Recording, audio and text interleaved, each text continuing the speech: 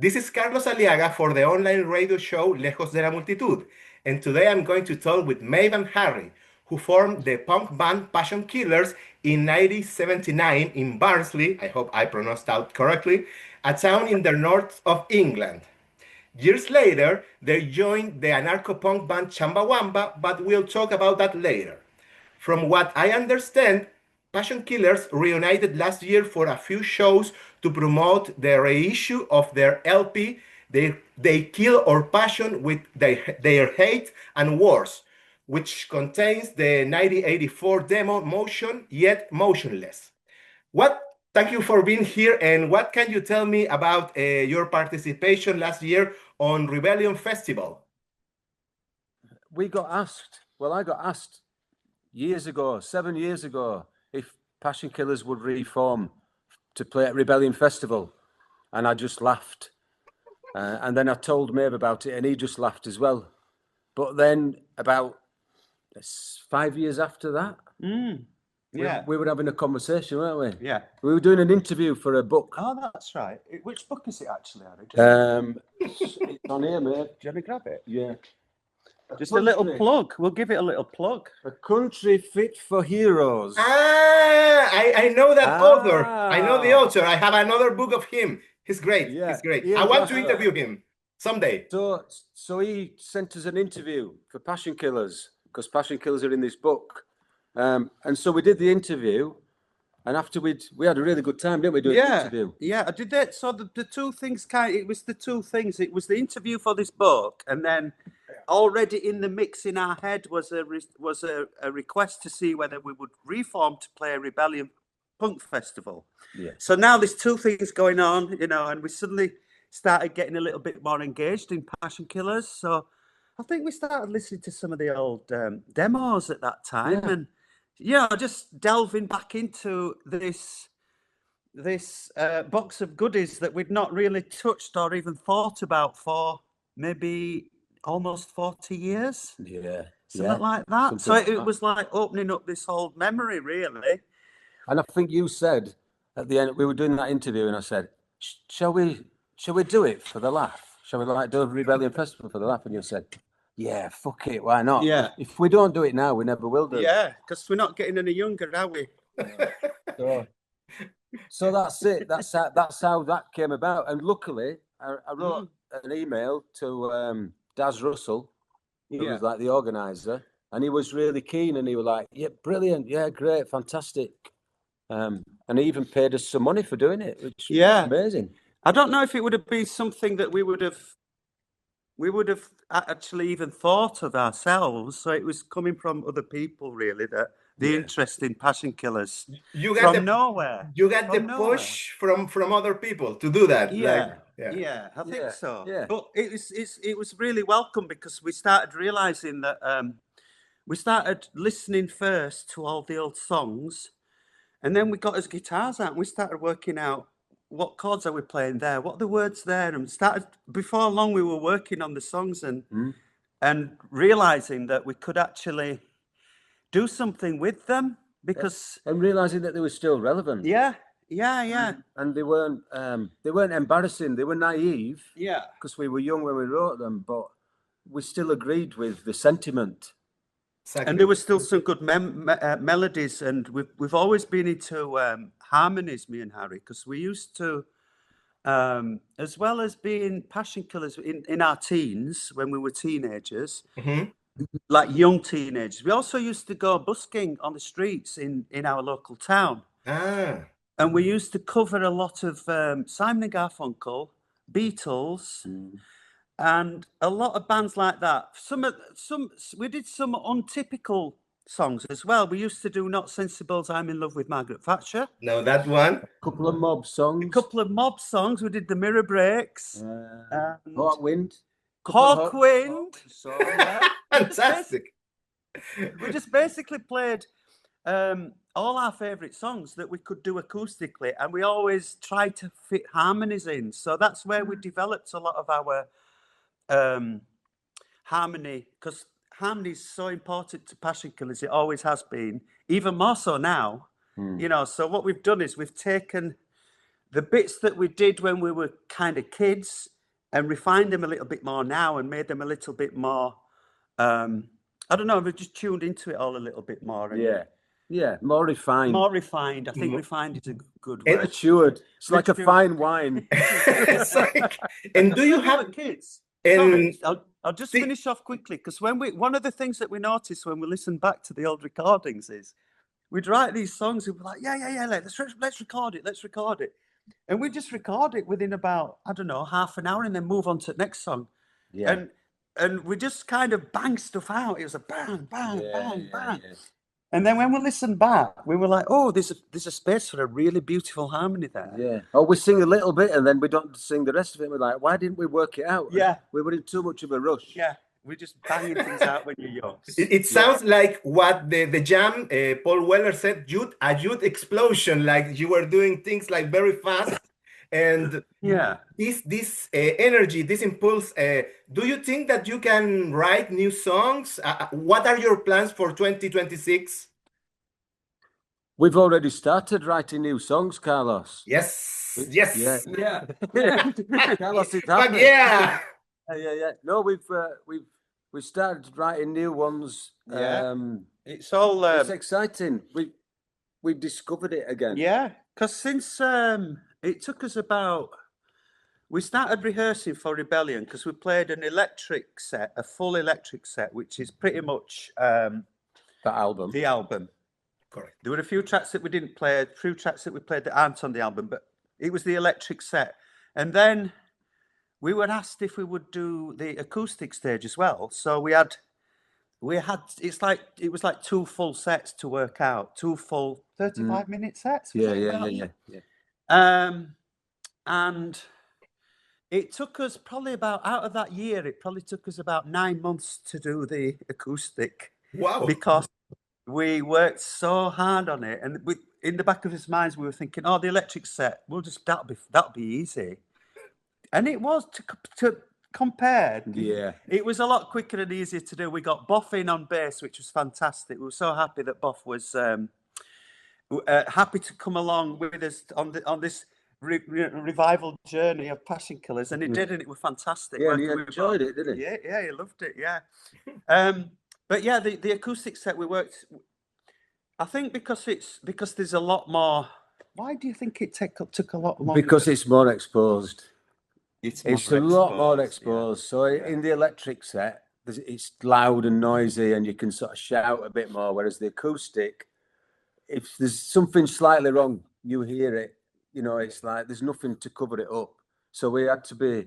Yeah, it just took more time. When you're doing it electric, it's like you can hit slightly the wrong chord, and bring it back, or I don't know. There's things to cover the cracks, but acoustically, every single sound is so exposed, and because it's more intimate and everything, isn't it? Yeah, quieter. People are listening more somehow. Yeah, and to be honest, having done, I think we played 3 electric gigs. Was it 3 in total? Yeah. We played in Leeds, and we played Blackpool Rebellion, and then we played in London with Hardskin. And they're so different. The acoustic set and the electric set is so different. And we kind of, we've got to the point in our lives where we want an easier time of it. So playing acoustic is so much, you just put your guitar in the case, throw it in the back of a car, and off you go. Whereas electric gig, you've got all the gear to load and unpack and carry upstairs and sound check, and we don't really fancy doing that anymore, do we? We've done enough of that. Yeah, and also because you were in another band, I've always thought it must be a pain in the ass, like 8, 10 people, like moving along from country to country, to city to city. It's not. Yesterday I saw a video of that you recorded. I have the name around here. It's called Passion Killers Live at the Cafe. I'm sorry if I pronounce it wrong. Cafe Edge, which is wonderful. Yeah. And when I was looking at it, it felt very emotional. And I was going to say, I'm going to mention this, but perhaps they will be like, oh no, because but you told before that you were fans of Simon and Garfunkel. Like it made me feel like, oh wow, they are capturing that like anarcho, anarcho Simon and Garfunkel.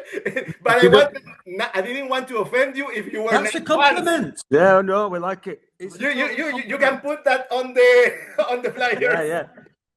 We call ourselves Simon and Garfunkel. Simon and Garfunkel. It was excellent. The original songs and the covers. You do an old Passion Killer songs called Why, that now it is called Why Gaza, that it's included. I think that version is in a compilation album for Palestine called Poppy Seeds, an international benefit for mutual aid in Gaza. Thank you so much. Sorry? Yeah. Yes, that's correct. That's correct. Thank you so much for doing that effort, because I feel that it's a cause that needs all the support that we can offer. And I mean you, me, musicians, journalists. In a previous episode of the online radio show, I mentioned the legal repression that the British government is carrying out against the organization Palestine Action. So I covered that. But I wanted to ask you, because you live in the UK and I'm not up to date to all the political changes, do you think that all these policies that Keir Starmer, I don't know how to pronounce the name of that guy, and his support for Donald Trump might end up having an electoral effect that benefits the far-right parties like the Reform UK? Yeah, absolutely. It's really scary. I mean, we're seeing it all over the world, aren't we? Especially in America at the moment, seeing the way that people are being repressed and people are, not allowed to protest and all the rest of it. And this is this is the thing with Palestine Action in the UK, which is that just normal people, totally normal people of all different ages and all different ideas, political ideas, are getting arrested for holding up a piece of paper saying that they, support Palestine Action.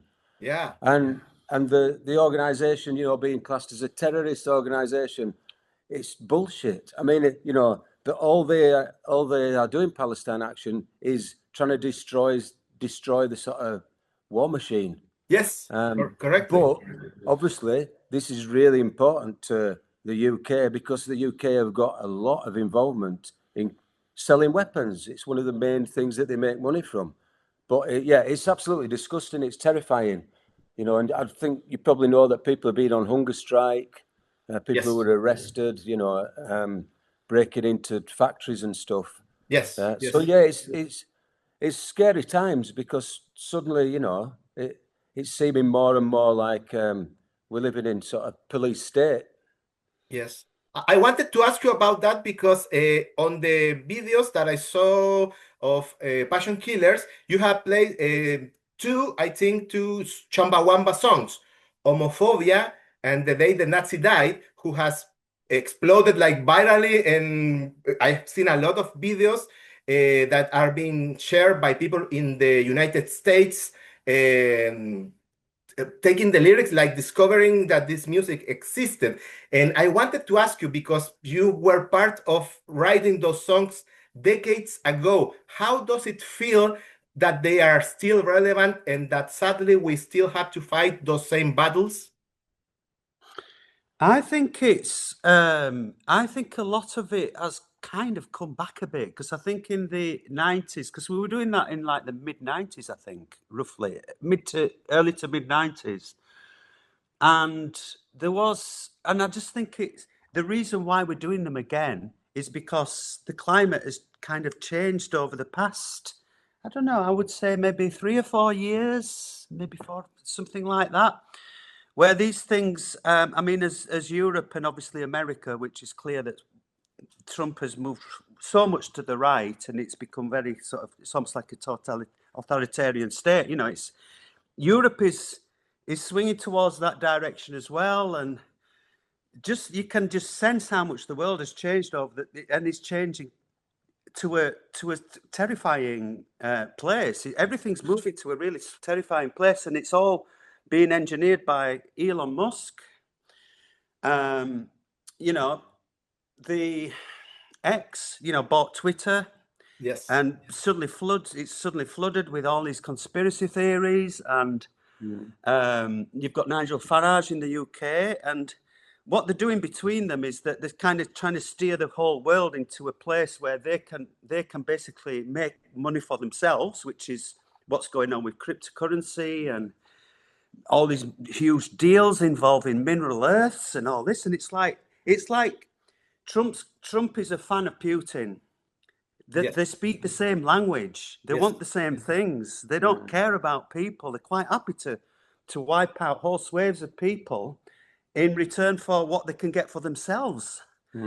And they all speak the same language. You've got Musk, you've got Farage, you've got Putin, you've got Trump. And it's all white men, isn't it? White, you know, white right-wing men in power. And that's what they're trying to do more and more. Yeah. So we felt, I don't know, the relevancy of those songs has become a lot more clear.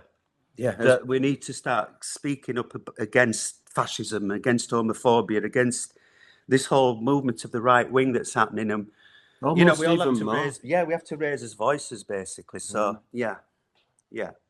I wanted to ask you because obviously you represent something for me. I mean, to fans of Passion Killers and Chumbawamba, you have done many records, many songs, but sometimes you did some collaborations, and I have some of them here.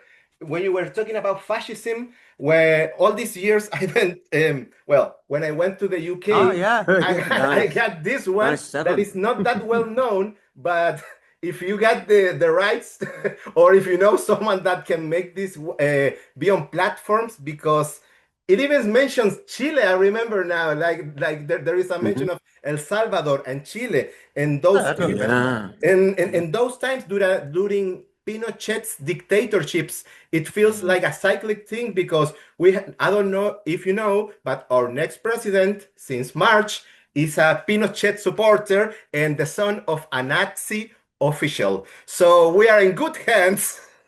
My God. It's so depressing. It's so depressing. Also, this is another from Antidote, but I'm showing this not because I want to not like like a museum. So, one does not sell the. I remember that quote. Yeah. Because this. Can you? Sorry. What label's that on? Bring that one back. Tell us what's going on there. Yeah. Well, I have no idea because I got this bootleg many years ago. But the idea. Is it a bootleg? I think it is a bootleg. I don't know. Can we just turn it round? Can we look at the songs, please? Sorry, 1 second. Yeah. Sorry to be a bit fixated on it's like very bootleg. It's the cassette. It doesn't say Agit Prop, it says Agit Pop. And it's I'm going to send you some pictures later. Okay. Because it's like a demo.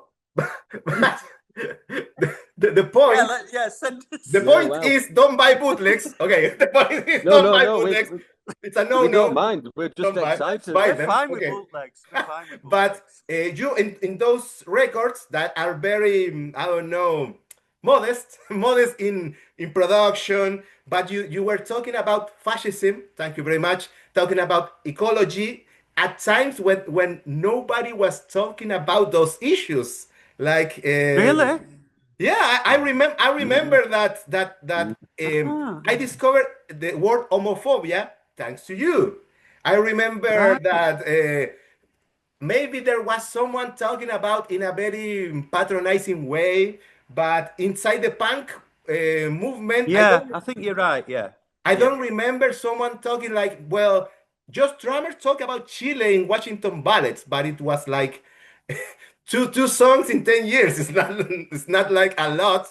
And this music that is, out of print is very good. Oh, and this is a very good. This is a real one. This is not a bootleg. This is not a bootleg. No, that's official. Yeah, that's official. That's merchandise. official. Yeah. But also, you were talking. The songs were covers, anti-war covers during the first Gulf War. I remember. but those things were very informative to someone who was listening to, I don't know, I was listening to the Ramones. So the lyrics were very different, you know? Yeah. Do you have Carlos, you're a music lover, aren't you? You're a music lover. That's because obviously we've known each other for quite a while, and I've seen your reviews, and I've seen. I saw you know the one with your haircut where you did you did a bit of a Morrissey video clip. Yeah, I love that. I mean, I love that because I kind of always seen you as a real music lover, and it's really good that you've actually incorporated what we do into that because, you know, I'm just really pleased that you've embraced what we do as well, with all the other bands and all the other music scenes that you're into. Because you've got. You know, the main reason why I do that is because not many people know that Chumbawamba were punk or that Antidote existed. Right. And if I don't do that, nobody will here in Chile. So it's my duty. It's my cultural duty. Also, I wanted to ask you about a mutual friend. Well, it's more friend. You know him more because the Passion Killer once was released on a label called Roger Bogger Discs. Who was managed, you know where I'm going. By the great Sean and Ben Corrigan. Sean from What Tyler. Can you tell me how did you met them? How did you become friends? Do you remember? That's a really good question because Sean was one of the very first people to ever write us a letter, because obviously this is before the internet. Really? So long ago. So I think Bullshit was it. Right, the first thing we did was get a track on Bullshit Detector Volume 2. Okay. Which had our address on it, our home address and phone number, I think, didn't it? Yeah. That's what you did then. You just put all your details. Your dad was very happy. So we used to get letters like delivered to my mum and dad's house. We were only, God, what were we? 14, 15, something like that. 14. So we were still at school, yeah. Wow. And we were getting letters from people through the letterbox, you know, and it's like, oh, this one's from this guy from London called Sean, who Anyway, that's how we got to know a lot of people in the early days. It was the only way to get to know people, really. And Sean was one of the very first people that wrote to us, and he just really liked what we were doing, Passion Killers, and he's just always been a fan. Yeah, big supporter, isn't he? Did he travel at some point to see you live, or it was just by mail? No, he organised the Haz King gig specially for us. Oh, I did. To play it, so he didn't have to travel. Sorry. I laughed too loud. No, you're fine. No. I just can't remember whether he came to see us as Passion Killers or whether it was when we were in Chumbawamba already. I can't remember now. Can't remember. But obviously, over the years, we've we became really good friends very early on. So, and we still are. In fact, I was on the phone call to him on the. Did he have anything to do with this one? Because I bought this one from him. So we were having a breakfast, and here's your vinyl. Like I don't care what you do with that. Things off.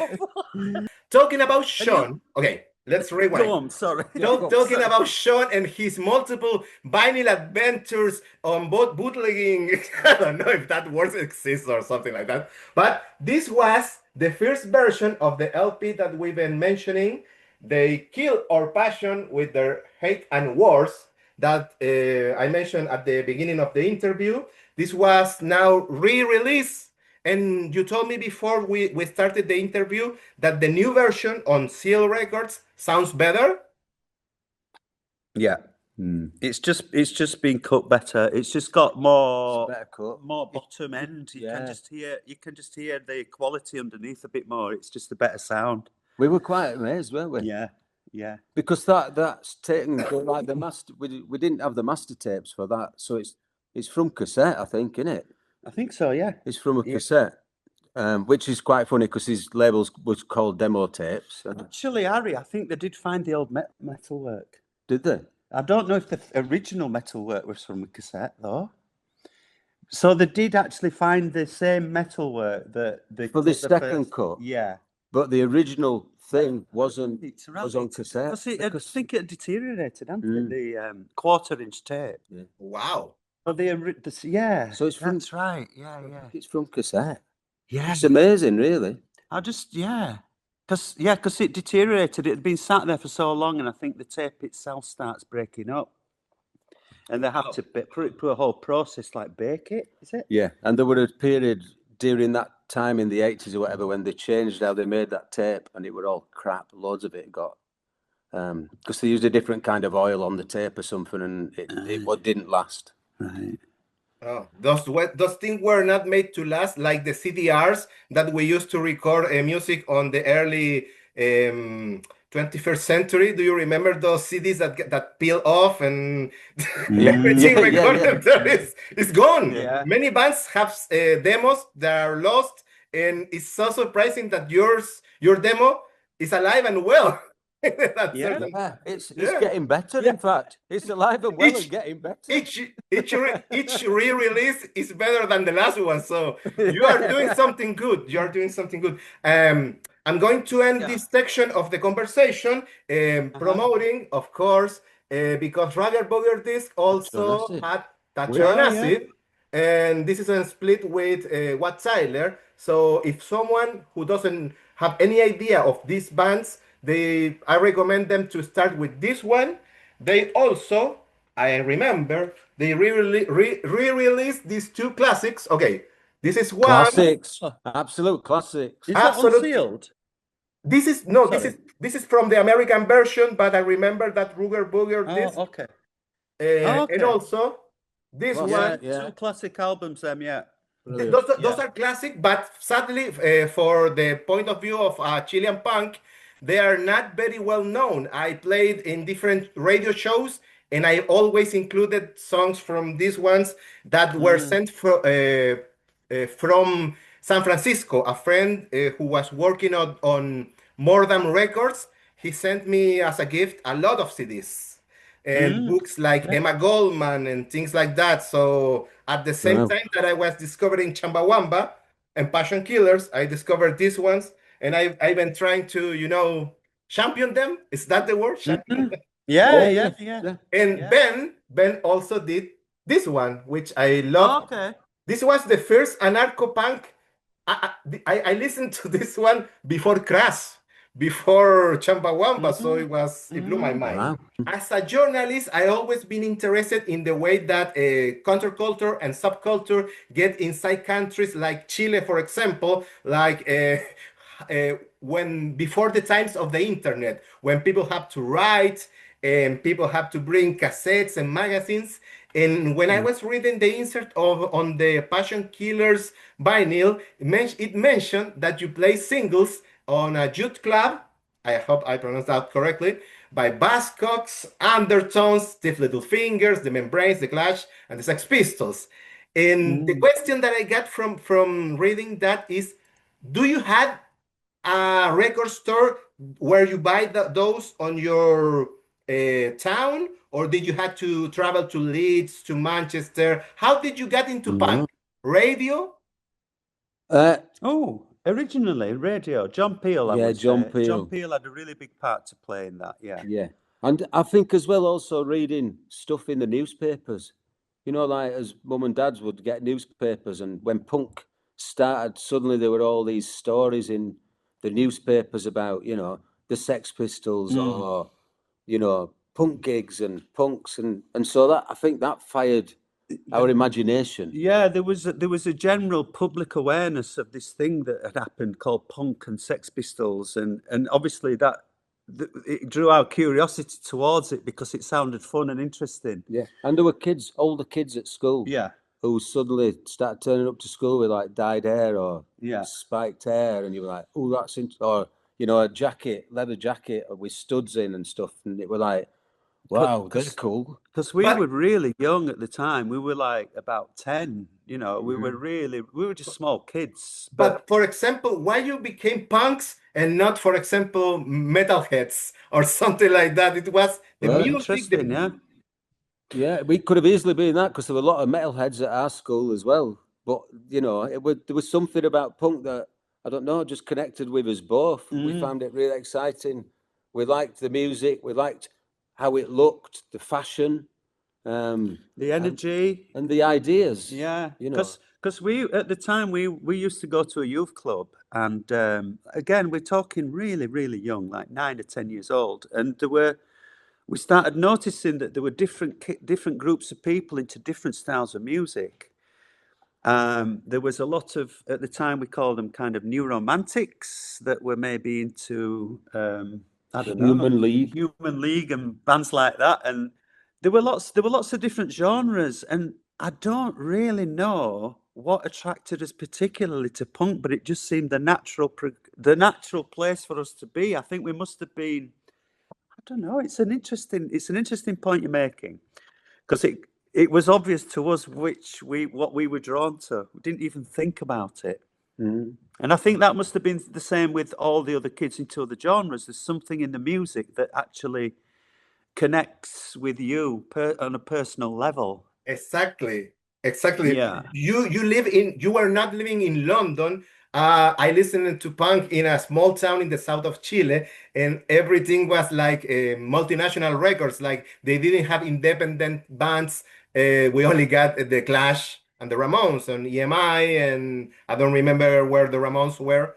And so you've been many years like listening music, creating music. Well, I got this this to remember from our mutual youths. Like for me, I had to travel to Santiago to buy this one in like 93 or 94 because the Clash was only the story of the Clash.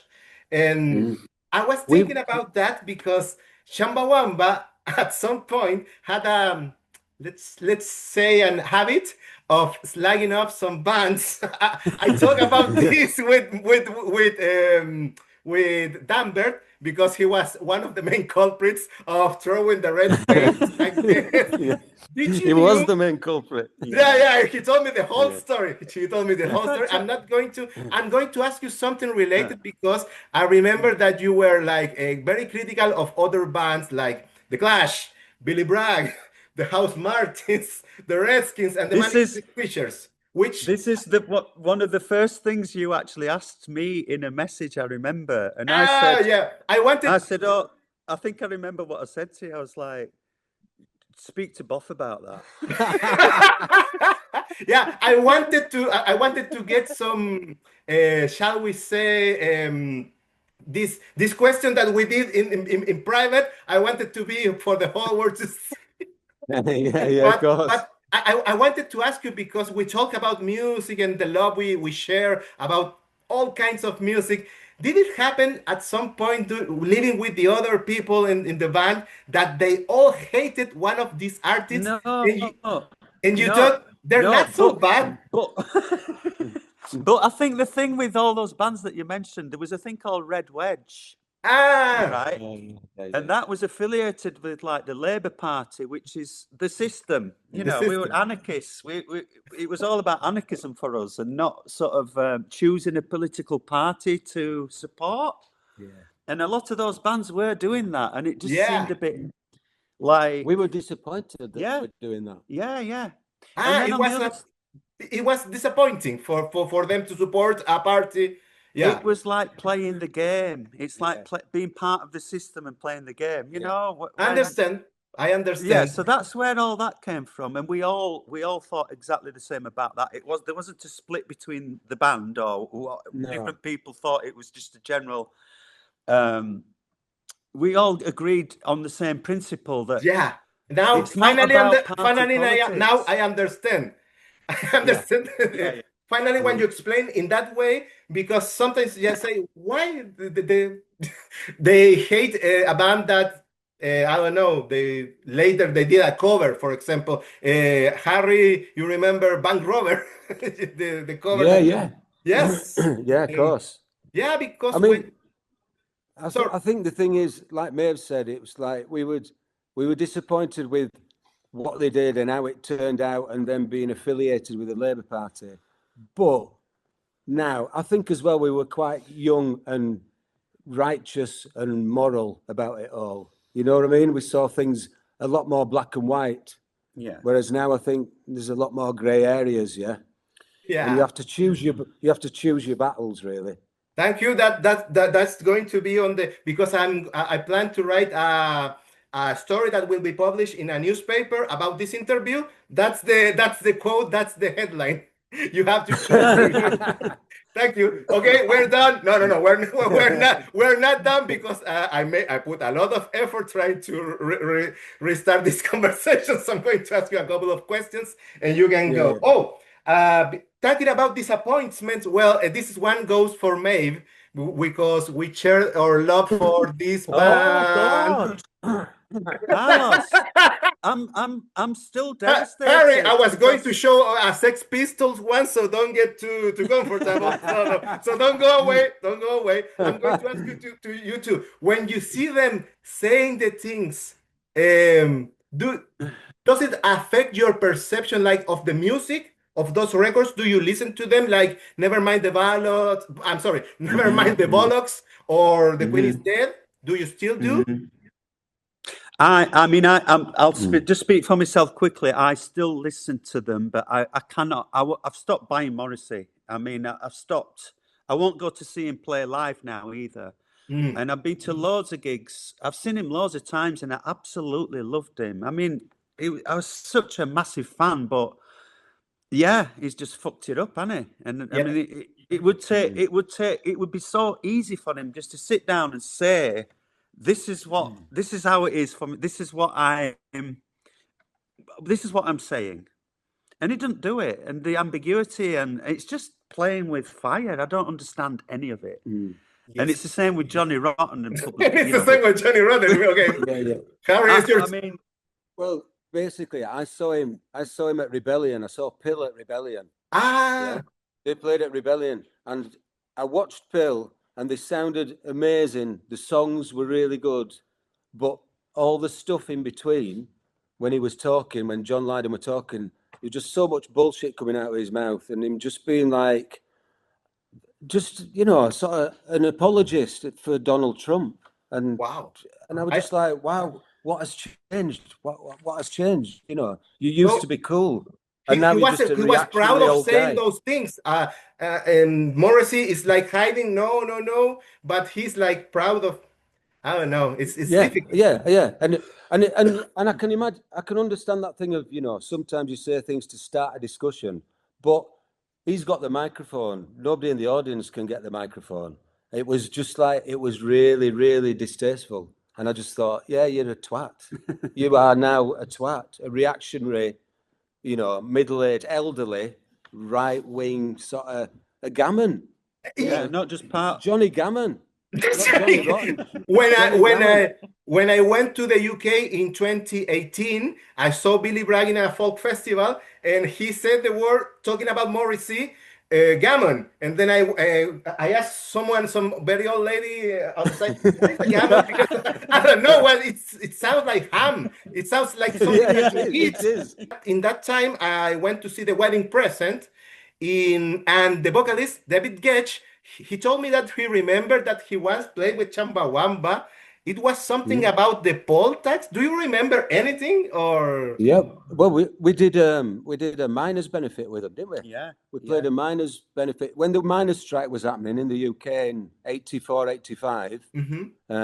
We organised like a benefit gig to raise funds for the striking miners, and Wedding Present played, Chumbawamba. I can't remember who else. A few other bands from Leeds, but that was in Armley where we lived, not like a working men's club. We went to social club. Yeah. But we played with them a few times. 3 times, didn't we? Yeah. Thank you for that information. It's something nerd that I wanted to know, because he used to come round to our house as well. David Gedge. Yeah, Gedge used to come round to our house And because somebody else lived in our house who was friends with him. Yeah, he's been around to our house a few times. Ah, wow! I didn't knew that. Thank you very much. Last year, sadly, Colin Sherwood from Conflict passed away, and I recall reading some anecdotes that Conflict played with Chumbawamba and Leeds University, and there was a riot, and also that they were, I don't know if because of the riots at the Brixton Academy, they were not allowed to play in the UK. So the only way that they had to play was inside the set list of Chumbawamba. Like you will stop and they will play.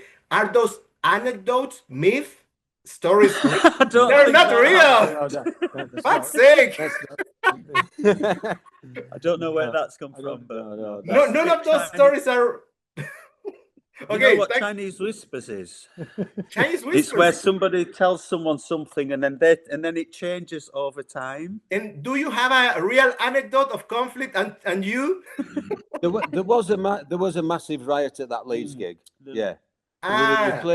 We played Leeds University with Conflict, and it did turn into a big riot, and there were like, loads of people got arrested, loads of fighting, and police turning up and stuff. It was all that. pretty ugly, to be honest. I mean, it wasn't macho. I think it would have bit misdirected the whole thing. There was too much testosterone going on. There was too much macho posturing, and it became quite ugly actually. And it wasn't a positive thing. To get into a big fight with the security, and then the police turn up, and people getting kicked and running and screaming and being frightened, and it was pretty. I mean, personally speaking, I thought it were all pretty distasteful and misdirected. Oh, guys, sorry about that. That's a bit of a downer. No. I'm going to go back to go to something positive. I'm going to go to something positive. Believe me. Because I was going. This is we're going into nerd territory. So when I ask you about the how did you discover music in those days that were not internet, and we used to talk, Mave, about the Minutemen. And you told me that you play, but and also that you guys play with Yellow Biafra. Classic. It was possible to discover this music, like, were there in magazines, or it was like another world? Well, going back to what you said earlier, because you mentioned this a bit earlier, and I meant to say, but I didn't get a chance. We were really lucky in Barnsley because there was 2 different record shops, like independent record shops in Barnsley, that sold punk records. And me and Mave used to go in on a Saturday with our like pocket money or money we'd earned from the paper round, and go in, and they had like all the 7-inch singles up on the wall. And so we'd look at all we'd be there for like an hour, 2 hours, looking at all these 7-inch singles, trying to decide which one to buy. And sometimes we just bought it on what the cover looked like. Did it look punk enough? Didn't we? Yeah. And the names of the bands as well, because I mean, my first 7-inch single was an X-Ray Spec single actually, and it was. I think it's because X-Ray Specs. It was because of the name of the band. It's obviously going to be punk. It sounded punk. Bought it. Yeah, brilliant. I remember that with Discharge as well. That first Discharge single, they were like, fucking hell, that looks really punk. It just screamed punk at you, I looked to the back and it was like, wow, it's on Clay Records. Never heard of Clay Records. Definitely buying that. And it would have beauty, because we'd get back and play it. So we go back to one of our houses and play whatever we'd bought and sit and listen to them and go, ooh, good decision, or bad decision. And it's like UK Subs and Stiff Little Fingers and Cockney Rejects and Blitz and Crongen and all these bands were coming at us, and it was just it was pretty obvious what you were buying before you even heard it. Because of the way it presented itself. The cover told a story, like okay, this is going to be like, and also people sometimes say this as a criticism. I'm going to end this in a good note, not in a downer again. No, but do you remember the graphics on Crash Records when they have all the same? You knew that there was something interesting, perhaps not your cup of tea, but okay. So this, I want to thank you. I want to thank you because This you are on the cover of this one. Is that a picture of you, Passion Yeah. Killers, Yeah. or the thread? No, The the threat. threat. We were Yeah. the threat before Passion Killers. Ah. Yeah. We I started just as a threat. remember, and then- like when I was looking for cassettes today, and they say, "Wait a minute, I recognize those faces, those young Yeah. faces." That's us a long time ago. Yeah, but Oh, I'm going to give you a little scoop here. Actually, is that all right? Yes, scoop one. You know the picture on the front of the picture of us on the show business album cover there. Mhm. We've got recordings from that session. Ah, Nobody has ever heard them, but they will be doing because we're in discussions with Sean. Sean Forbes about releasing. Sean. Yes, Again. yes. I mean, this is hot off the press news because it's just literally just been discussing it over the past few days. We've been listening to some of the old tracks from the threat, so watch this space. Watch this space. Also, if when the album is ready to go, please let me know because I would love to play. I always try to play not just punk, but jazz, soul, rap, music from Colombia, Panama, even Iran before the revolution, because music is such a wonderful experience that you can travel around the world without moving from your bedroom. It's so incredible. And I wanted to end you because I brought these tapes to thank you because thanks to Crash and you, I discovered anarchist ideas. Sometimes you get the positive aspect of anarchism. Sometimes you get people who are very dogmatic and narrow-minded. And you guys are not dogmatic at all. Thank you so much. Thank you. Thank you, It has been a Carlos. pleasure talking to you. Oh, thanks, Yeah, Carlos. pleasure Thank for you. us as well. Take care. Brilliant. Bye-bye. You too. Thank Bye-bye. you. Take care. Bye.